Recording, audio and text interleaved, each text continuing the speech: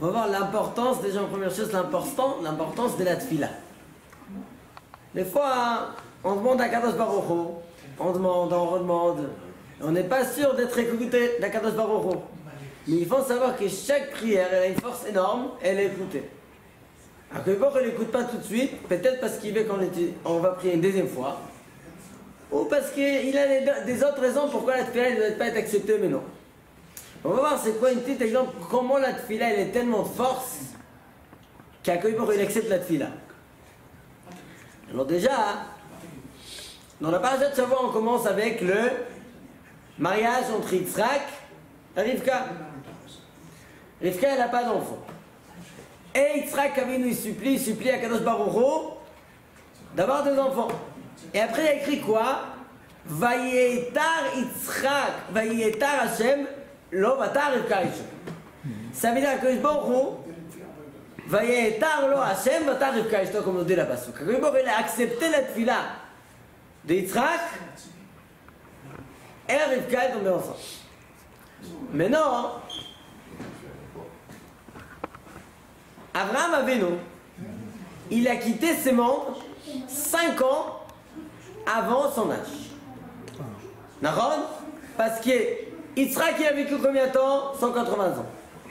Mais son père il a vécu que 174. Et 15 ans. Pourquoi? 5 ans avant, pour pas qu'il va voir Esav, il était le Talmud Ra, quand il se séparait, Yaakov et Esav.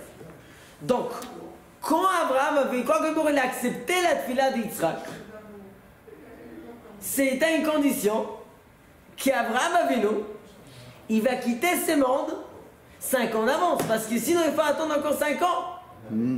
D'accord? Comme ça, Nedir et Besukha, ils ont le fait. Que la tefila d'Abraham d'Yitzhak avait été acceptée. Mais Yitzhak, il a perdu 5. Mais Abraham Avinu, il est parti 5 ans avant. Et c'est pour ça qu'il dit Rabbi Yosef Chaim, ils ont fait un remez, on trouve ça dans la Passouk aussi.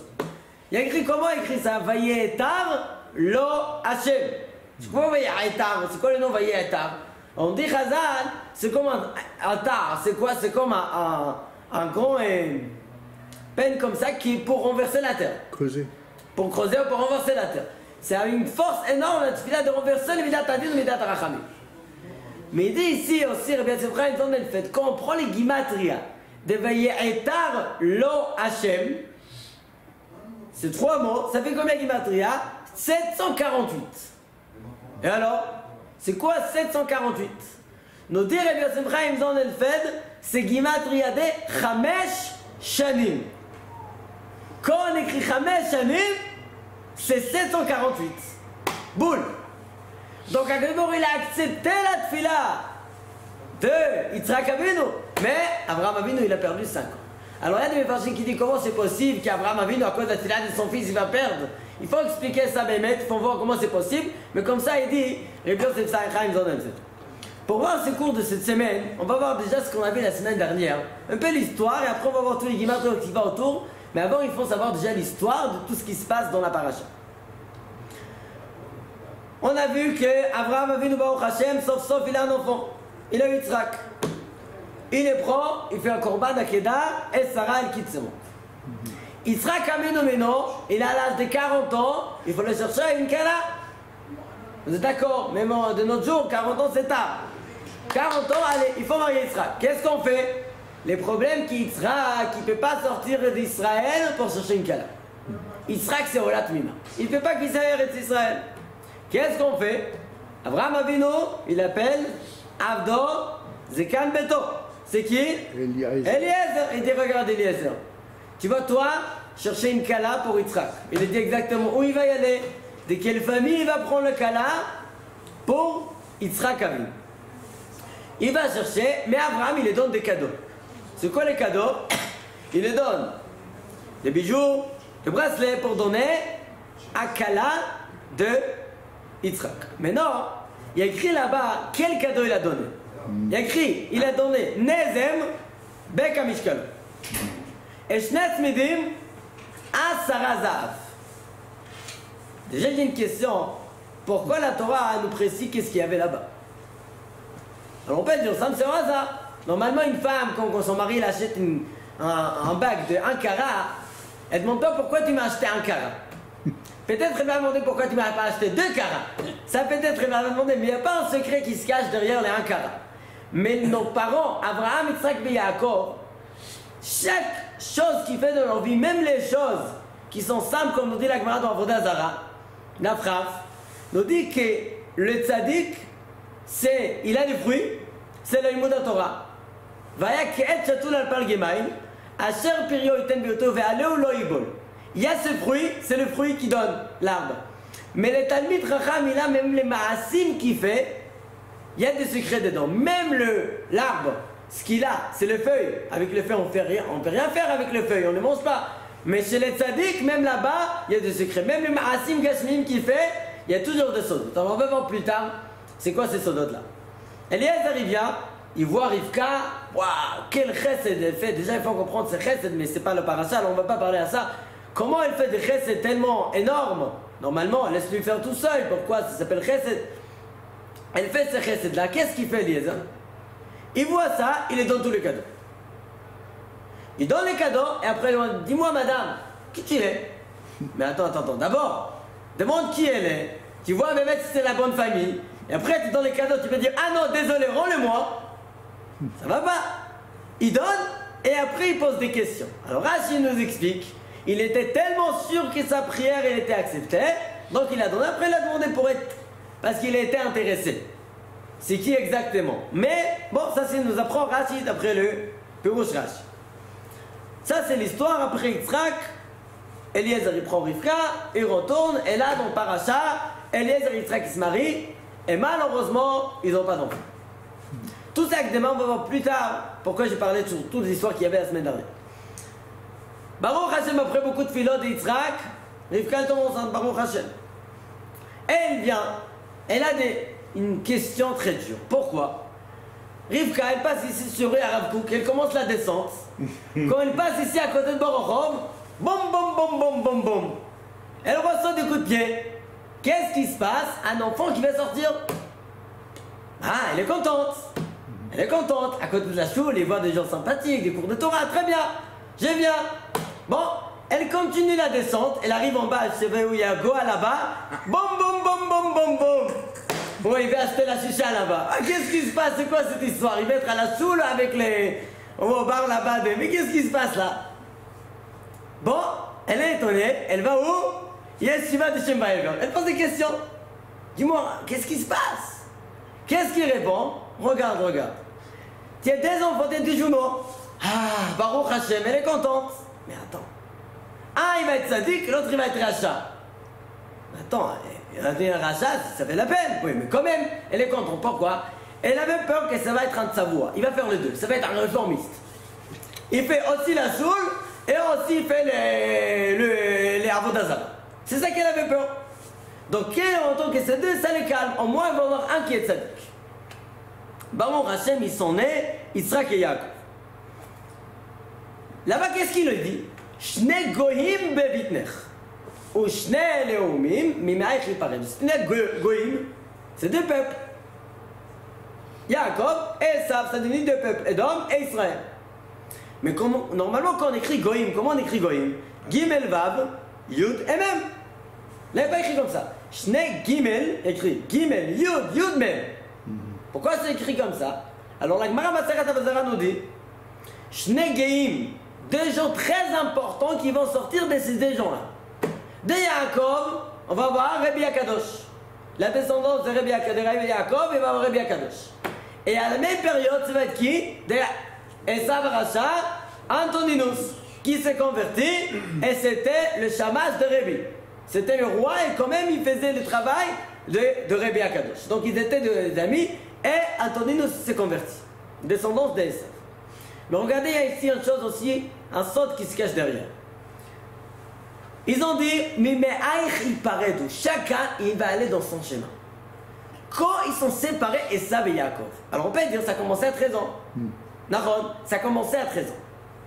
Mais c'était un peu, c'était en vérité quand il y avait les Nézid Adashim, ils avaient 15 ans. Yaakov et Esav, ils avaient 15 ans. Mais quand même, c'était pas encore la séparation. Ils ont resté ensemble dans la même maison d'Yitzhak. Quand ils sont séparés, au moment de brachot. Yaakov il prend les brachot et directement il s'en va à l'Yeshivat Sheva Ever et après il va se marier. D'accord? Quel âge ils avaient là-bas, Esav et Yaakov? 40, non? 40. Un peu plus. Quel âge ils avaient? On va faire la calcul tout simple. C'est écrit dans la Gemara qu'il y a un homme 5 ans avant qu'il a perdu soit son père soit sa mère, il doit avoir déjà faire attention, d'avoir peur. Si jamais. Maintenant Yaakov Avinu, Yitzhak, il a perdu son père à l'âge, son père il avait quel âge? 175 ans on a dit. Mais sa mère elle avait quel âge? 127. On a dit donc quand il avait l'âge de 123 ans, il a appelé Esav, il a dit regarde Esav, tu ne sais pas ce qui va se passer. Te donne des brachot, comme ça on nous dira s'ils sont la paracha. À l'âge de 123, il donne le brachot à Esav, il voulait donner le brachot à Esav. Et là Yaakov il vient, il prend le brachot. Donc les jumeaux ils avaient quel âge? Nous dit la pasuk dans paracha, dans la paracha de Sarah, Veitzrak, pardon, dans la paracha, Veitzrak, ben Shishim Shana, ben là de Totam, il avait 60 ans. Donc depuis 60 ans, qu'il a eu le jumeau jusqu'à 123 ans, il avait les deux quel âge? 63 ans. Et alors, Shnek Goyim Bebitner. Comment il écrit Goyim? Gimel, c'est 3. Yud, on est à 13. En plus à Yud, on est à 23. Plus à même, 63. Shnek Goyim Bebitner, à quel âge ils vont être séparés? À l'âge de 63 ans. Donc on va encore un secret comment la Torah nous parle. Goïm, Antonin nous Serebi. Et aussi Goïm, c'est les gimatria de l'âge qui vont être séparés. Et ça, c'est Yaakov. Ça, on va voir déjà la séparation entre Esav et Yaakov. Maintenant, Yaakov, quand il sort de ventre, on l'appelle Yaakov. Pourquoi? On sait bien. Esav, il sort et on voit une petite main comme ça qui attrape les talons d'Esav. Et c'est pour ça qu'on l'appelle Yaakov. Déjà, il y a une différence, parce qu'il sur Esav, il y a écrit Vaïkreu Shemo Esav. Vaïkreu, on peut dire. Mais si Yaakov a écrit Vaïkra Shemo Yaakov, c'est quoi la différence? Pourquoi Esav Vaïkreu? Tout le monde l'appelait Esav et Yaakov Vaïkra. C'est qui Vaïkra? On va voir ça plus tard. Yaakov, c'est un nom de Yaakov Avinu. Et c'est un nom aussi d'Am Israël. Mais Am Israël est un nom plus élevé que Yaakov. C'est quoi? C'est Israël. On a déjà expliqué qui Yaakov, c'est les lettres Yud, le juif s'appelle Yud, c'est un Yehudi, Yud Akev, en talon. Mais après il est devenu plus fort, c'est quoi? Israël. Quand il a réussi à combattre le ange d'Esav, il est devenu Israël. On a déjà dit une fois que Israël c'est les lettres Yud, le roche. Donc au début c'était Yud Akev, après c'est devenu Yud le roche. Et on a déjà dit aussi que quand il a réussi à combattre le sar d'Esav, c'est le Satan. Satan Begimatria 559 et 359, plus Yaakov 182, total 541.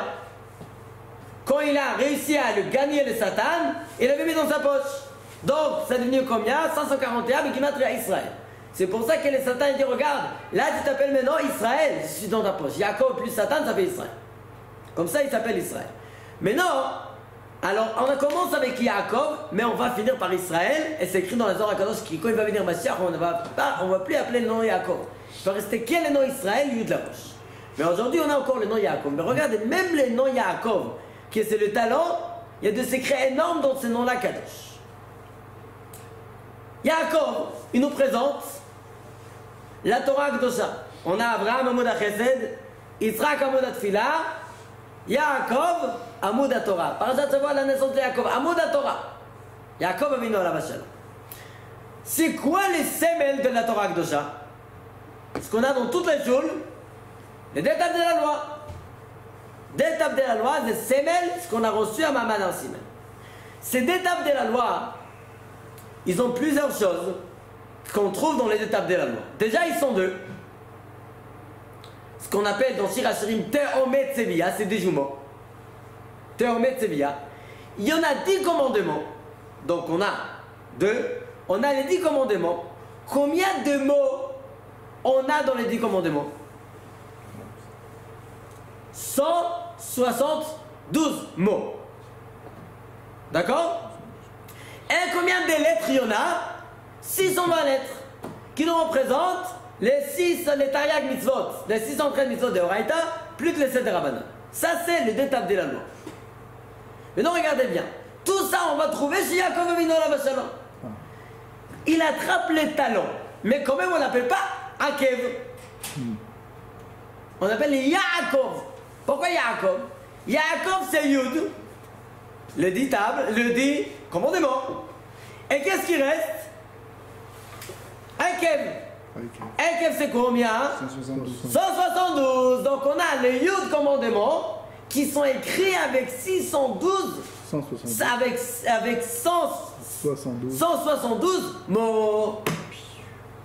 Ça, on trouve ça dans les noms Yaakov. Ok. Donc ça, on a vu dans les noms de Yaakov Avinu alav shalom. Maintenant, ma question, où on trouve les 620 chez Yaakov? Ah, ça on n'a pas trouvé encore. Les jumeaux, tu peux dire Esav et Yaakov. C'était des jumeaux, et il a reçu le Bechora, donc tu as trouvé les jumeaux, les Théomé de Sévilla. Mais où tu as trouvé les 620? Et il faut se casser la tête pour trouver ça. 620, on a trouvé 10 commandements Yud. Les Akev mots, mais dans les 620 lettres.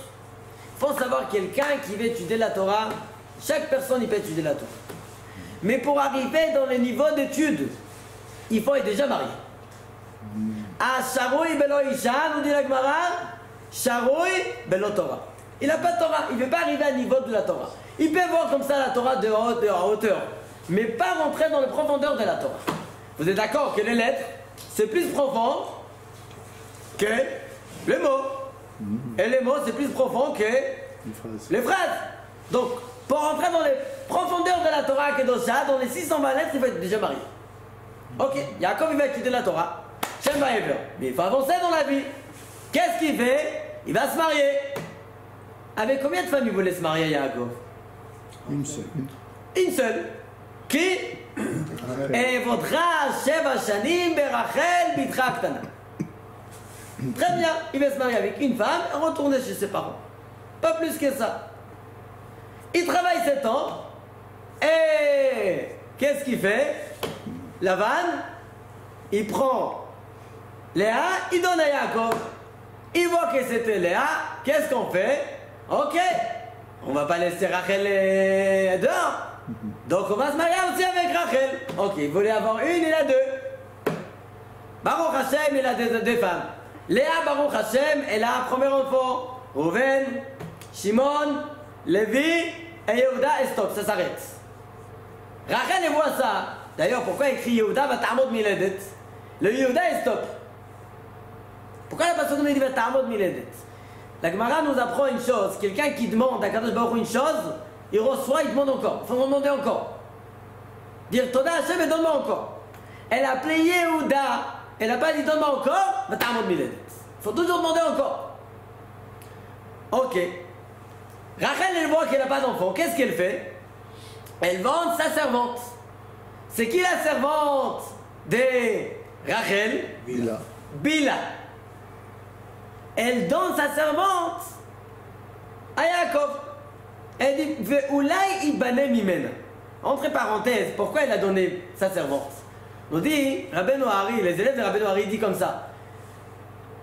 On sait bien que les lettres E, c'est les lettres de la femme. Et les lettres Yud, c'est le mari. On voit ça dans les Ish, qui a le Esh avec le Yud, et c'est les Sash et Esh avec un E. Sarai, elle avait un Yud. Akibor, il a séparé le Yud, il a donné 5 à Abraham. Abraham, il a un E pour avoir des enfants. Sarah, c'est devenu Sarah, elle a eu des enfants. Rachel, elle voit ça. Elle dit, je suis la seule que je n'ai pas le lettre E. On a Sarah, Rivka, Rachel, elle n'a pas. Léa, elle a. Bila, elle dit pas, ils ont tous. Moi, j'ai pas le E. Ah, tu sais quoi, j'ai une idée. Je vais prendre ma servante. Comment on écrit Bila? Bet, Lamed, E. C'est pas comme ça. Moi aussi, je pensais que c'est écrit comme ça. Bet, Lamed, E. Pourquoi Bila? Oui, on écrit dans la Torah. Bila, dans tous les fois qu'il écrit Bila, Bet, Lamed, Hey. Même dans les Chomashim, ça? Même dans le Chumashim, même dans le Sefer Torah marocain et tunisien Ashkenaz. Tous ils écrivent Bila avec des Hey. Étonnant. C'est quoi, qu'est-ce qu'il a dit? C'est quoi? Moi j'ai pas les. Mais ma servante elle a 2 fois Hey. Tu prends ma servante et peut-être grâce à elle, tu vas recevoir un Hey, tu vas avoir des enfants. Comme ça, nous dit après, le Kliakar il dit ça et aussi dit ça, mais vim ça en nom, ça des rabbins noirs. D'accord? Le Hey elle est. Donc Bila, sorti pour se rappeler, c'était qui la servante de qui? Bila c'est la servante de Rachel.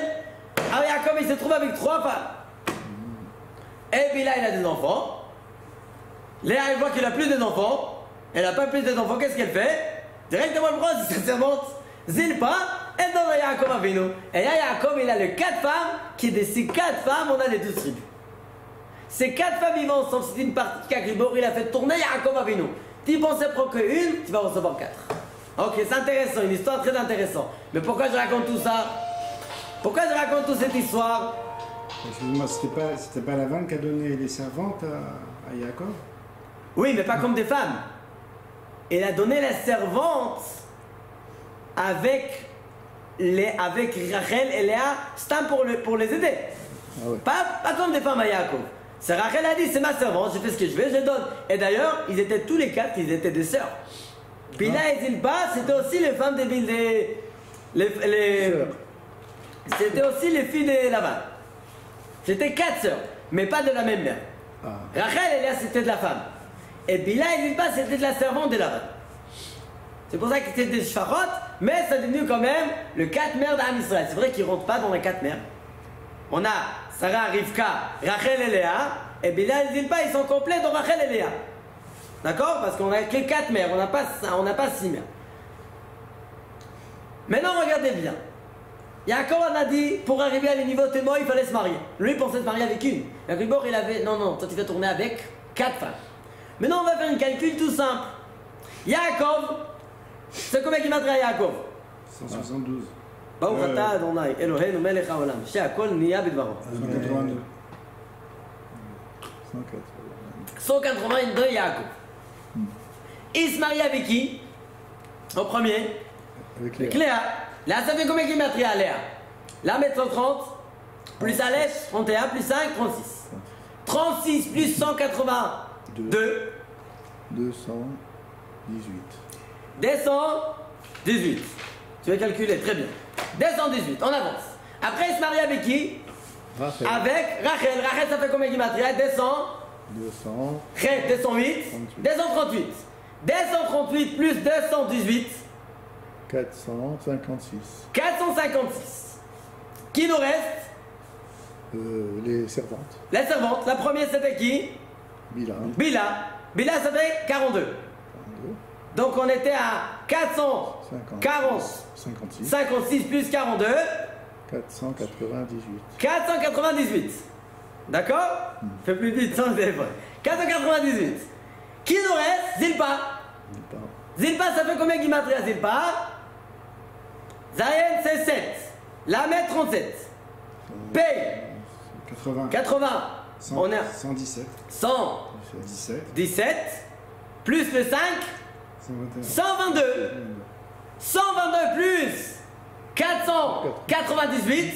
620. Total 620. Boum, l'histoire par ce malade. Ah ouais, 620. Donc on voit ça. Yaakov Avinu le Yud. C'est les 10 commandements. Il pouvait avoir les 10 commandements. Mais c'est pas fini. Il appelle Akev. C'est quoi? C'est les 6, c'est les 172 mots d'étape de la loi. Les déjouements, on a, c'est Yaakov et Esav, il a acheté le Bechorah d'Esav. Qu'est-ce qui nous manque, les 620? 600. Il va épouser 4 femmes. Et avec ces 4 femmes, il va arriver à le niveau le plus profondeur d'Am Israël.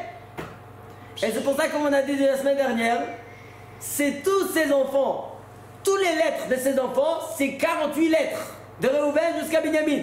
Pourquoi? Parce que les Kinyané à Torah, on a des Mishnah Perkei Avot, on a 48 étapes pour acheter le niveau de la Torah Kedosha. On a expliqué ça, que Chomayom, la semaine dernière, on a expliqué tout ça. Vous regardez comment la Torah elle nous parle. Yaakov, Rachel, Léa, Bila, Zilpa, ta, et on ne voit pas ce qui se cache derrière. Pour obtenir tous les détails de la Torah, il a pris les 4 phares. Ça l'a fait obtenir tous les détails. Tous les détails. C'est pour ça qu'il a eu tous les peuples juifs, tous les Ham Israël à sortie de Jacob, tous les 10 tribus qui vont être associés ensemble, qui est Israël de l'Everad, en Mahamad Sinaï. Pourquoi? C'est les 620 lettres que vous allez recevoir maintenant. Grâce à vos 4 mamans, grâce à Jacob Avinu, vous allez maintenant recevoir Ham Israël, recevoir la Torah. Personne d'autre peut recevoir cette Torah-là. Magnifique. Tout le gars il me refuse, c'est pas pour nous. C'est pas pour vous, mais c'est pour nous. Qui a Israël qui ont des racines comme ça. Ça déjà, c'est par rapport à Yaakov Avinu à la vache. Maintenant, on va reprendre à ce qu'on a vu au début du coup. Eliezer, on a dit, il va donner un cadeau de la part d'Abraham Avinu à la femme de Rivka. On va voir maintenant tout ce qu'on vient de dire dans les cadeaux qui donne Abraham Avinu à Rivka. Pourquoi? Dit Rivka, regarde bien.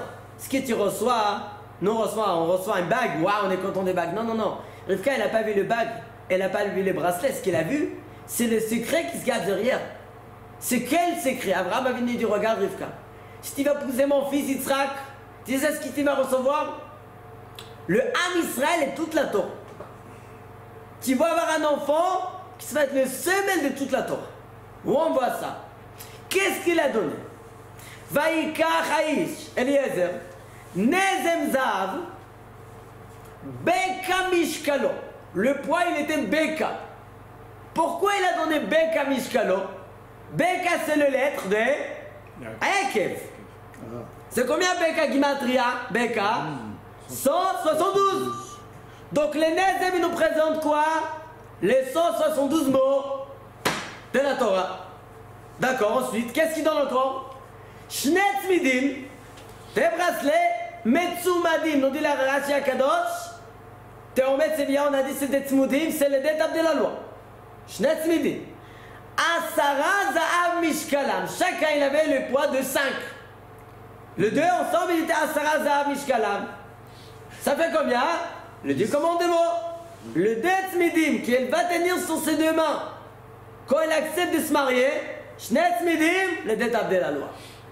Et le Nezem, Beka Mishkalo, le 172 mots. Et ça, les cadeaux qu'il y a, comme il donne à Abraham, il donne à Eliezer pour donner à la femme de Yitzhak Avinu, pour qu'elle sache qu'il va recevoir Yaakov de son ventre. Qu'est-ce qui manque? 620. Les 620. Où on trouve les 620? 620. Une tablette quelque part.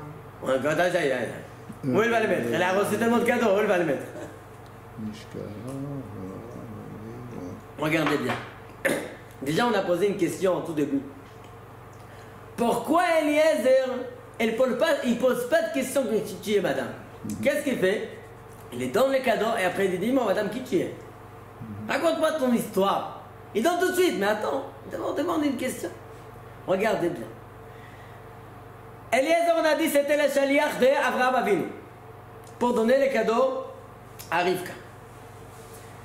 Depuis le début de la Chumash, Chamisha Chumshe Torah, Bereshit bara Elokim et Hashamayim et Haaretz. Premier pasuk de Chumash, Bereshit. Jusqu'au pasuk qui nous raconte l'histoire. Vaïkach Haïsh, Nezem Zahav, Beka Mishkalo, Shnetz Midim Asara Zahav Mishkalam. Combien de psukim on a jusqu'à cette pasuk? 620. Exactement 620 psukim. La pasuk qui va donner le Deshmidim, les étapes de la loi, et le Nezem Beka Mishkalo, le 172, il va se trouver après 620 psukim boule. Pourquoi?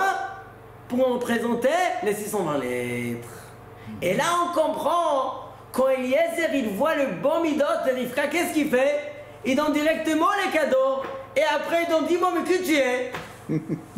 Parce que s'il demande, il dit, moi madame, qui tu es? Ah, moi je suis les filles d'État. Bon, qu'il prend, allez, c'est terminé. On est déjà à quel pasouk? 621, 22, 23, 24.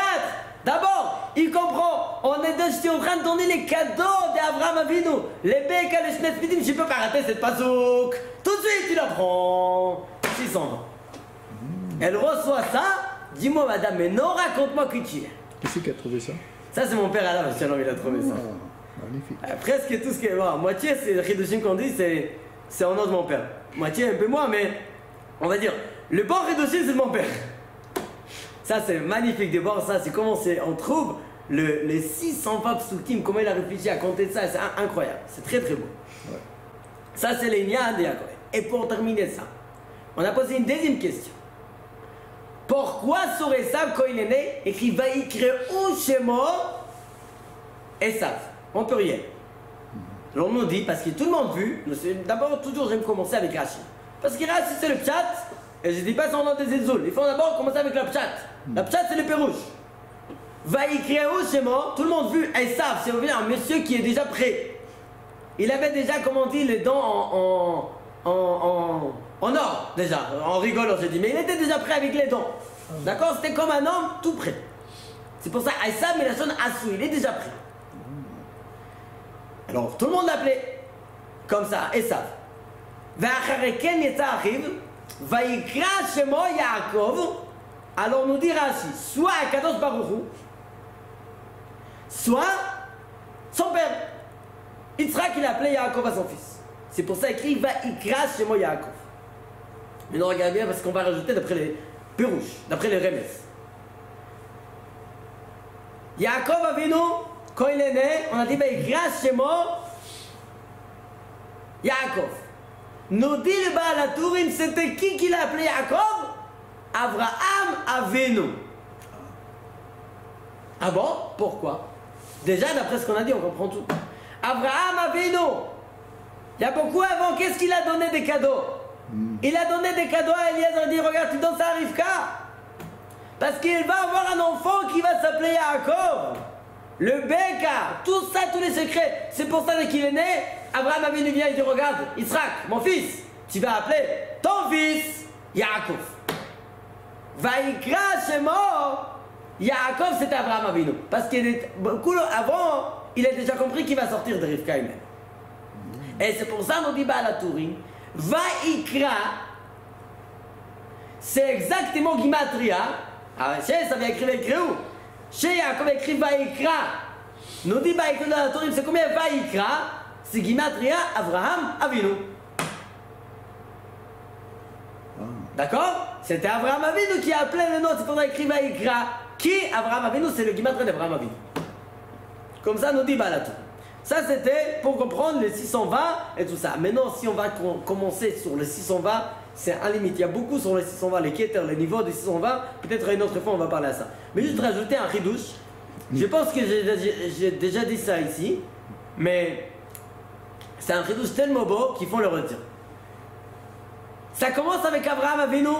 Il va faire la guerre avec les 5 rois. Il prend avec lui qui? Eliezer. Nachon? Nous dit la Gemara, la Torah nous dit 318 ish. 318 personnes. La Gemara nous dit c'était soit Eliezer avec 318 soldats, soit c'était, c'est-à-dire, il y avait 318 soldats et le chef de tout le monde c'était Eliezer qui c'est aussi Gimatria, c'est 318. Mais on a demandé une question, pourquoi il a pris exactement 318, pas plus, pas moins. C'est quoi cette chiffre? Alors, comme on a dit, c'est Eliezer, mais il y a ici une autre chose qui se cache. Il voulait dire à tous ces soldats, regardez mes enfants, on va faire la guerre, impossible, contre 4 rois hyper forts. Et nous, on n'est pas nombreux. On est 318, mais il faut savoir une chose. Akol kol Yaakov, ve'ayadayim yedei Esav. Le temps qu'on a les forces de kol Yaakov, c'est le limoud Torah, et n'ayadayim yedei Esav. Le mal d'Esav, il ne peut pas nous toucher, c'est le passage dans Parashat Shavua. Akol kol Yaakov et Yitzhak Avinu. Ve'ayadayim yedei Esav. Si on a le kol Yaakov, le force du limoud Torah, personne ne peut nous toucher. Nous dit Abraham Avinu, kol Yaakov, vous savez combien il m'adresse kol Yaakov? 318 boules. Il dit à ses soldats, regardez bien, sur nos drapeaux, il y a écrit l'imon de Torah, Kol Yaakov. On va à la guerre, on va 318 soldats, on va retourner 318 soldats. Et j'aimerais bien que chacun y sache que grâce à force de la Torah, on va gagner la guerre. C'est ça qu'il dit Abraham Avinu à ses soldats. Yaakov Avinu, après, il va rencontrer qui? Esav. Esav, il vient avec combien de soldats? 400 soldats. Pourquoi? Et bien, pourquoi ils ont compté combien de soldats il y en a? Pas besoin de compter. Est-ce qu'il y a, comme il a demandé de compter combien de soldats ils ont? Non.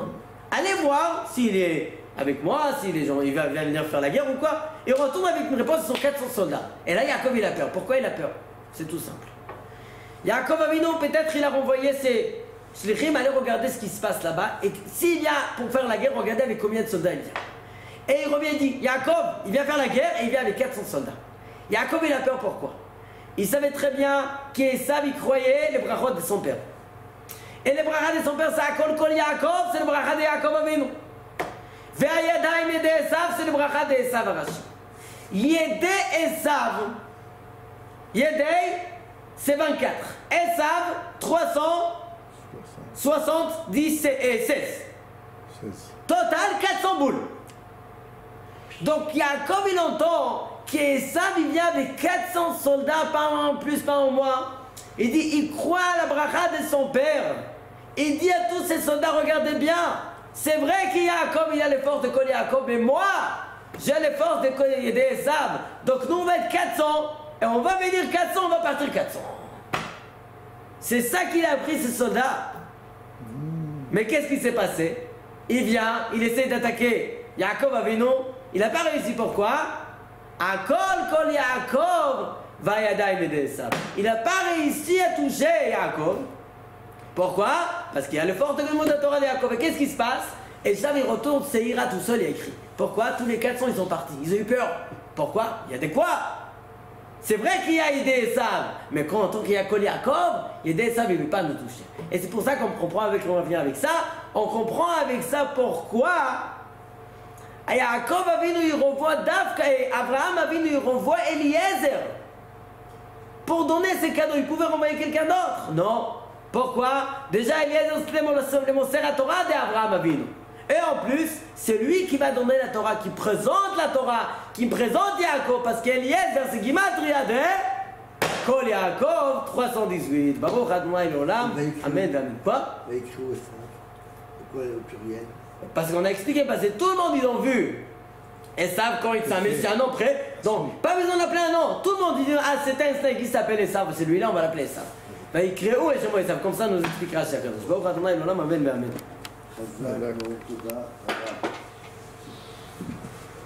Comment la Torah nous parle?